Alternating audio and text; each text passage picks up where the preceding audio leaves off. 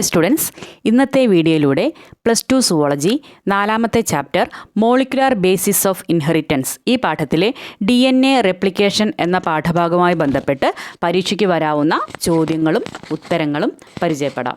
ശ്രദ്ധിക്കൂ. What is mean by DNA replication? DNA replication എന്ന് പറഞ്ഞാൽ എന്താണ്?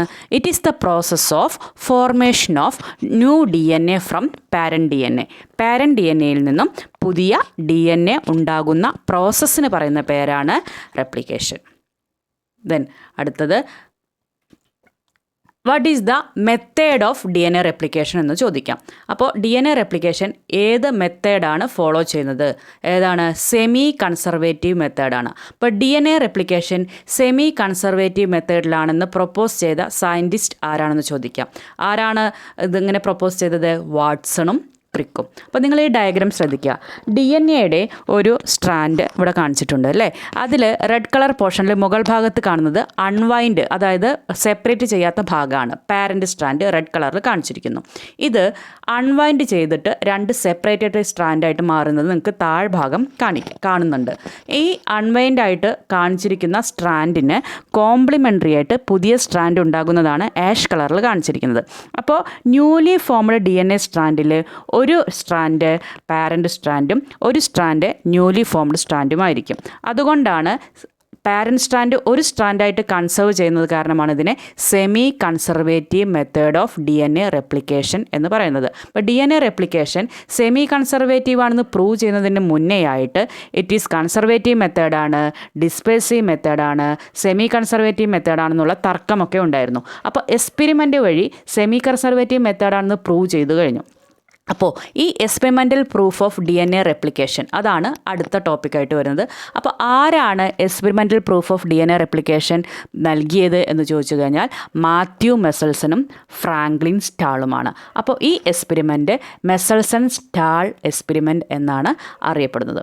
അപ്പോൾ എന്താണ് ഈ എക്സ്പെരിമെൻ്റ് എന്നുള്ളത് നിങ്ങൾ വിശദമായിട്ടൊന്ന് അറിഞ്ഞിരിക്കണം.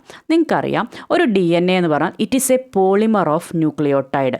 ന്യൂക്ലിയോട്ടൈഡിൻ്റെ പോളിമേഴ്സ് ആണെന്ന് അറിയാം. ഒരു ന്യൂക്ലിയോട്ടൈഡ് ഫോം ചെയ്തിരിക്കുന്നത് ഷുഗറും നൈട്രജൻ ബേസും ഫോസ്ഫേറ്റ് ഗ്രൂപ്പും കൂടിയതാണ്. അപ്പോൾ ഷുഗറിലാണെങ്കിൽ നൈട്രജൻ ബേസിലാണെങ്കിൽ അതിൻ്റെ പ്രധാനപ്പെട്ട ഒരു എലമെൻ്റാണ് നൈട്രജൻ. അപ്പോൾ നൈട്രജൻ്റെ നോർമൽ അറ്റോമിക് മാസ് 14 ഇനി അതിൻ്റെ ഒരു ഐസോട്ടോപ്പാണ് N15 എന്നുള്ള നൈട്രജൻ വരുന്നത് അല്ല, അത് നിങ്ങൾക്കറിയാം. അപ്പോൾ ഈ എക്സ്പെരിമെൻറ്റിൽ എന്താ ചെയ്തിരിക്കുന്നത്? ഈക്കോളെ ബാക്ടീരിയേനെ N15 മീഡിയത്തിലേക്ക് കൾച്ചർ ചെയ്തെടുക്കുകയാണ്. അതായത് ഒരു ഈക്കോളേനെ അമോണിയം ക്ലോറൈഡിൻ്റെ നൈട്രജൻ്റെ ഹെവി ഐസോട്ടോപ്പായ N15 മീഡിയത്തിൽ കൾച്ചർ ചെയ്തിട്ട് കുറച്ച് ദിവസങ്ങൾ കൾച്ചർ ചെയ്തെടുത്തു കഴിഞ്ഞാൽ സ്വാഭാവികമായിട്ടും ഈ ഈക്കോളയുടെ DNA അതിൻ്റെ DNA ഫോർമേഷൻ ഉപയോഗിക്കുക ഈ ഹെവി ഐസോട്ടോപ്പായ N15 ആയിരിക്കും. അപ്പോൾ ഒരു DNAക്ക് 2 ഡബിൾ സ്ട്രാൻഡ് ഉള്ള കാരണം നമുക്കതിനെ റെപ്രസെൻറ്റ് ചെയ്യാൻ N15 എന്നുള്ള ലെറ്റർ ഉപയോഗിക്കാം. മനസ്സിലായല്ലോ? ഇനി ഇങ്ങനെ കൾച്ചർ ചെയ്ത DNA സ്ട്രാൻഡ് ഈക്കോളെ പിന്നീട് ഒരു നോർമൽ മീഡിയത്തിലേക്ക് ട്രാൻസ്ഫർ ചെയ്യാണ്. നോർമൽ മീഡിയം എന്ന് പറഞ്ഞാൽ ഉദ്ദേശിച്ചത് ഇവിടെ N14 മീഡിയത്തിലേക്ക് അമോണിയം ക്ലോറൈഡിൻ്റെ നോർമൽ നൈട്രജൻ്റെ മീഡിയത്തിലേക്ക് മാറ്റുകയാണ്. മാറ്റിയിട്ട് 20 മിനിറ്റ് കഴിഞ്ഞതിന് ശേഷം അതിലുള്ള ഈക്കോളേനെ മാറ്റി അതിലുള്ള DNA സെൻട്രിഫ്യൂജ് ചെയ്യുകയാണ്. എന്തുകൊണ്ടാണ് 20 മിനിറ്റ് കഴിഞ്ഞിട്ട് ടെസ്റ്റ് ചെയ്യുന്നത്?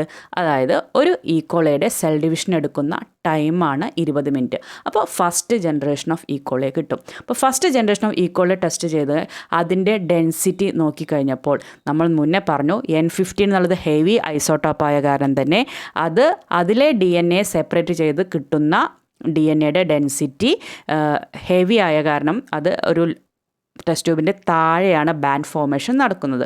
ഇനി 20 മിനിറ്റ് കഴിഞ്ഞ് ശേഖരിക്കുന്ന ഈക്കോളയിലുള്ള DNAയുടെ ഡെൻസിറ്റി പരിശോധിച്ച് നോക്കുമ്പോൾ അത് ഇൻ്റർമീഡിയറ്റ് ഡെൻസിറ്റി, ഹൈബ്രിഡ് ഡെൻസിറ്റിയാണ് കാണിക്കുന്നത്. ഇനി ഇതൊന്നും കൂടി മനസ്സിലാവാൻ അടുത്തത് നോക്കൂ. 40 മിനിറ്റ് കഴിഞ്ഞിട്ട് അടുത്ത generation, second generation of ഈക്കോളെ collect ചെയ്യുകയാണ്. എന്നിട്ട് അതിൻ്റെ ഡെൻസിറ്റി മെഷർ ചെയ്യുക. അപ്പോൾ ഡെൻസിറ്റി മെഷർ ചെയ്യുമ്പോൾ ഹെവി ഡെൻസിറ്റി അല്ല കിട്ടുന്നത്, പകരം ഹൈബ്രിഡ് ഡെൻസിറ്റി നമുക്ക് 20 മിനിറ്റ് കഴിഞ്ഞ് കിട്ടിയ ഹൈബ്രിഡ് ഡെൻസിറ്റിയിലും കിട്ടി. അതുപോലെ ലൈറ്റ് ഡെൻസിറ്റി ആയിട്ടുള്ള DNA സ്ട്രാൻഡ്സും ഒബ്സർവ് ചെയ്യാൻ കഴിഞ്ഞു. അത് രണ്ടും ഈക്വൽ എമൗണ്ടിലായിരുന്നു. അതായത് ആദ്യത്തെ 20 മിനിറ്റ് കഴിഞ്ഞപ്പോൾ ഹൈബ്രിഡ് ഇൻ്റർമീഡിയറ്റ് ഡെൻസിറ്റിയാണ് കിട്ടിയത്. അത് നടുഭാഗത്തായിട്ട് അതിൻ്റെ ബാൻഡ് ഫോർമേഷൻ കഴിഞ്ഞു.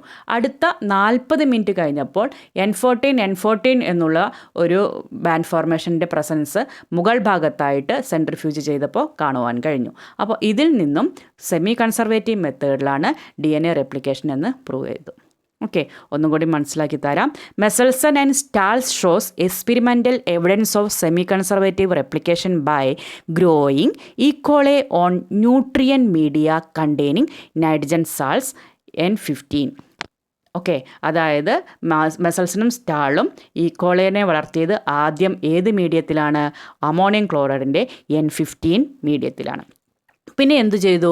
N15 was incorporated into both the strands of DNA and such a DNA was heavier than the DNA obtained from E coli grown on a medium containing N14. അതായത് heavy ഐസോട്ടോപ്പായ N15 മീഡിയത്തിൽ വളർത്തുന്ന ഒരു ഈക്കോളയുടെ 2 DNA സ്ട്രാൻഡും പൊതുവെ heavy ഡെൻസിറ്റിയാണ് കാണിക്കുന്നത്. അതിവിടെ ഡയഗ്രത്തിൽ നിങ്ങൾക്ക് മനസ്സിലാവും.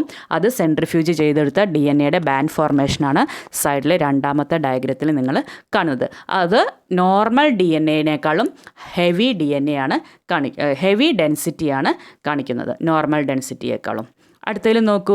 After 1 generation when 1 bacterial cell has multiplied into 2, ഒരു ബാക്ടീരിയൽ സെല്ല് 2ആയി ഡിവൈഡ് ചെയ്തപ്പോൾ ദേ ഐസോലേറ്റഡ് ദ DNA, ആ DNAയെ വേർതിരിച്ചെടുത്തു.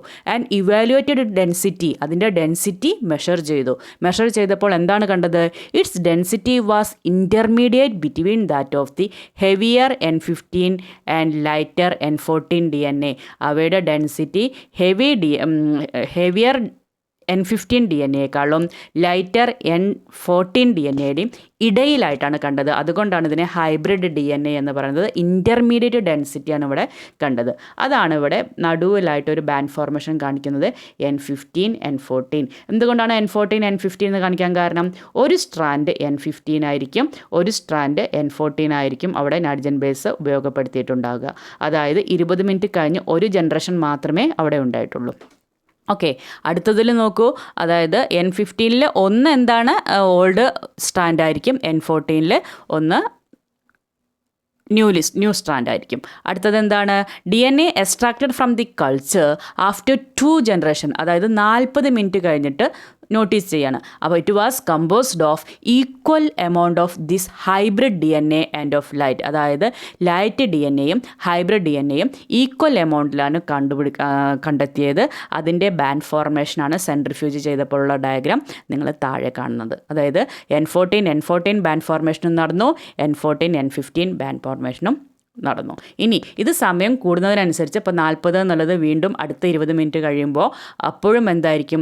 ലൈറ്റർ ഡെൻസിറ്റിയുടെ അളവ് കൂടുതലും അതുപോലെ ഹൈബ്രിഡ് ഡെൻസിറ്റിയുടെ അളവ് കുറഞ്ഞു വരും. കാരണം എന്താണ്? They are now culturing in normal medium containing N14 isotope of nitrogen. അതായത് നൈട്രജൻ്റെ N14 മീഡിയത്തിലാണ് പിന്നീട് വളർത്തുന്നത്. കാരണം പിന്നീട് ഉണ്ടാകുന്ന എല്ലാ DNAയും ഏതാ ഇൻകോപ്പറേറ്റ് ചെയ്യുള്ളൂ? N14 ഇൻകോപ്പറേറ്റ് ചെയ്യുള്ളൂ. അപ്പോൾ ആദ്യത്തേത് കളക്ട് ചെയ്യുന്നത് 20 മിനിറ്റിലും രണ്ടാമത്തെ കളക്ട് ചെയ്യുന്നത് 40 മിനിറ്റിലുമാണ്. അപ്പോൾ ഈ മെത്തേഡ് വഴി എന്താണ്? DNA conservation replication semi conservative ആണെന്ന് പ്രൂവ് ചെയ്തു. പിന്നീട് ചോദിക്കാൻ സാധ്യതയുള്ള ഒരു ചോദ്യം enzymes involve in DNA റെപ്ലിക്കേഷനാണ്. DNA റെപ്ലിക്കേഷനിലെ പ്രധാനപ്പെട്ട എൻസൈംസും അവയുടെ ഫംഗ്ഷനും. അപ്പോൾ എൻസൈംസ് ഏതൊക്കെയാണെന്ന് നോക്കൂ.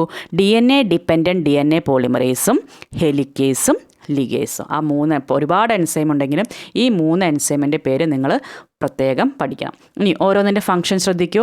DNA dependent DNA polymerase. എന്താണ് DNA ഡിപ്പെൻഡൻറ്റ് DNA പോളിമറേസ് എന്ന് പറഞ്ഞ എൻസൈം നൽകുന്നത്?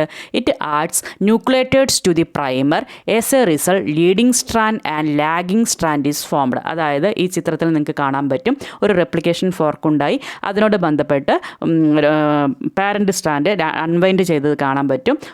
അൺവൈൻഡ് ചെയ്ത പാരൻറ്റ് സ്ട്രാൻഡ് ഒന്ന് 3' to 5' ഡയറക്ഷൻ, 3' 5' ഡയറക്ഷനിലാണ്. മറ്റേ സ്ട്രാൻഡ് കോംപ്ലിമെൻ്ററി സ്ട്രാൻഡ് 5' 3' ആണെന്ന് നിങ്ങൾക്ക് മനസ്സിലാവും. അപ്പോൾ ഇവിടെ DNA ഡിപ്പെൻഡൻറ്റ് DNA പോളിമറേസിൻ്റെ ഫംഗ്ഷൻ എന്താണ്? ന്യൂക്ലിയോട്ടൈഡ് കോംപ്ലിമെൻ്ററി സ്റ്റാൻഡിൽ പുതിയ ന്യൂക്ലിയോട്ടൈഡ് കൊണ്ടുവരുന്നത് ആരാണ്? DNA ഡിപ്പെൻഡൻറ്റ് DNA പോളിമറേസ് ആണ്. ഇത് ഏത് ഡയറക്ഷനിലാണ് ഈ പുതിയ ന്യൂക്ലിയോട്ടൈഡ്സ് കൊണ്ടുവരുന്നത്? 5' 3' അതായത് 5' to 3' ഡയറക്ഷനിലാണ്. അപ്പോൾ ഒരു സ്ട്രാൻഡ് എന്തായിരിക്കും? കണ്ടിന്യൂസ് സ്ട്രാൻഡ് ആയിരിക്കും. അടുത്ത സ്ട്രാൻഡ് ഡിസ്കണ്ടിന്യൂസ് സ്ട്രാൻഡ് ആയിരിക്കും. ഓക്കെ. ഇനി ഹെലിക്കേസ് എന്ന് പറഞ്ഞ എൻസൈം എന്താണ്? ചിത്രത്തിൽ കാണിച്ചിരിക്കുന്ന പോലെ തന്നെ DNA സ്ട്രാൻഡ് ഇങ്ങനെ അൺവൈൻഡ് ചെയ്യാൻ കാരണമായ, സെപ്പറേറ്റ് ചെയ്യാൻ കാരണമായ എൻസൈം ഏതാണ്? ഹെലിക്കേസ് ആണ്. Okay. Then small fragments are join by DNA ligase enzyme. അപ്പോൾ ലിഗേസ് എൻസൈമിൻ്റെ ഫംഗ്ഷൻ എന്താണ്? ഇപ്പോൾ റെപ്ലിക്കേഷൻ നടന്നിട്ട് ലാഗിങ് സ്ട്രാൻഡ് ഉണ്ടാകുന്നുണ്ട്, ഡിസ്കണ്ടിന്യൂസ് സ്ട്രാൻഡ് ഉണ്ടാകുന്നുണ്ട്. ആ ഡിസ്കണ്ടിന്യൂസ് സ്ട്രാൻഡുകളെ കൂട്ടി യോജിപ്പിക്കുന്നത് ലിഗേസ് എന്ന എൻസൈമാണ്. ഓക്കെ. അപ്പം 3 എൻസൈമും അവയുടെ ഫംഗ്ഷനും അറിഞ്ഞിരിക്കണം. ഇനി ഇതേ ഡയഗ്രം തന്നെ ഐഡൻറ്റിഫൈ ദ ഡയഗ്രം എന്ന രീതിയിലും ലാബൽ ചെയ്യാനും ചോദിക്കാൻ സാധ്യതയുണ്ട്. അപ്പോൾ ലാബലിംഗ് കൃത്യമായി ശ്രദ്ധിക്കുക. 3' 5' ഒരു സ്ട്രാൻഡ്, അടുത്തത് 5' 3' എന്നുള്ള ഡയറക്ഷനിൽ മാർക്ക് ചെയ്യാൻ പഠിക്കണം. പിന്നെ കണ്ടിന്യൂസ് സ്ട്രാൻഡ് എവിടെയാണ് വരുന്നത് എന്നുള്ളതും ഡിസ്കണ്ടിന്യൂസ് സ്ട്രാൻഡ് എവിടെയെന്നുള്ളതാണ് വരണം. കണ്ടിന്യൂസ് സ്ട്രാൻഡ് ഏത് ഡയറക്ഷനിലേ വരുള്ളൂ? 3' ഫ്രീ ആയിട്ടുള്ള 3' എൻഡ് ഫ്രീ ആയിട്ടുള്ളതിന് കോംപ്ലിമെൻ്ററി ആയിട്ടാണ് 5' to 3' ഡയറക്ഷനിൽ കണ്ടിന്യൂസ് സിന്തസിസ് നടക്കുള്ളൂ. ഓക്കെ. അതാണ് ലീഡിങ് സ്ട്രാൻഡ്. ഇനി ലാഗിങ് സ്ട്രാൻഡ് അല്ലെങ്കിൽ ഡിസ്കണ്ടിന്യൂസ് സ്ട്രാൻഡാണ് അതിൻ്റെ ഓപ്പോസിറ്റ് സ്ട്രാൻഡ്. അത് രണ്ടും ലാബൽ ചെയ്യാൻ പഠിക്കണം. ഓക്കെ. അപ്പോൾ ഇത്രയുമാണ് ഈ പാഠഭാഗവുമായി ബന്ധപ്പെട്ടിട്ട് പ്രധാനപ്പെട്ട പോയിൻറ്റ്സ്, ചോദ്യങ്ങൾ വരുന്നത്. അപ്പോൾ നന്നായി പഠിക്കുക കേട്ടോ. ഓക്കെ. Thank you.